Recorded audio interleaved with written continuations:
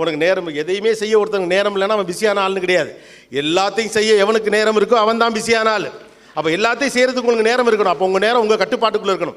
ஏன் நேரத்தை பற்றி இன்றைக்கி இவ்வளோ முக்கியமாக நான் சொல்கிறேன்னா, இல்லாட்டி உங்கள் நேரத்தை வேறு ஒருத்தர் எடுத்துகிட்டு போயிடுவான், வேறு ஒருத்தர் எடுத்துகிட்டு போகிறான்னா அவனுக்கு பிடிச்ச மாதிரி உங்களை யூஸ் பண்ணிடுவோம்.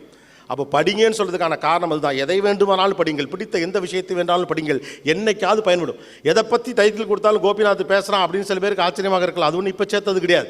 தயாரிப்பு என்பது இன்றைக்கு நடப்பது கிடையாது, எப்போதும் நடக்கும். உள்ளுக்குள்ள ஒரு லைப்ரரி இருக்கும், அது தட்டினா தானாக வந்து பொத்துன்னு விழுந்துக்கிட்டே இருக்கும். நீங்கள் எந்த சிக்கலுக்கும் கவலைப்பட வேண்டியதில்லை, எல்லோருக்கும் சாத்தியம்.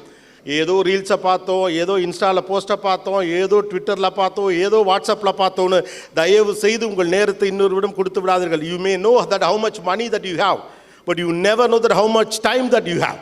ரைட்டா? உங்களிடம் எவ்வளவு பணம் இருக்கு வேணால் உங்களுக்கு தெரியலாம், ஆனால் உங்கள்கிட்ட எவ்வளவு நேரம் இருக்குன்னு உங்களுக்கு தெரியாது. உங்கள் நேரத்தை நீங்கள் எந்த அளவுக்கு பத்திரப்படுத்துகிறீங்களோ அந்த அளவுக்கு முக்கியமான ஆளாகத்தான் நீங்கள் இருக்க முடியும். அதனால் பெரும் பணக்காரர்களிடம், பெரிய தொழில் அதிபர்களிடம், மிகப்பெரிய அறிவாளிகளை கவனித்து பாருங்கள். அவங்க தங்க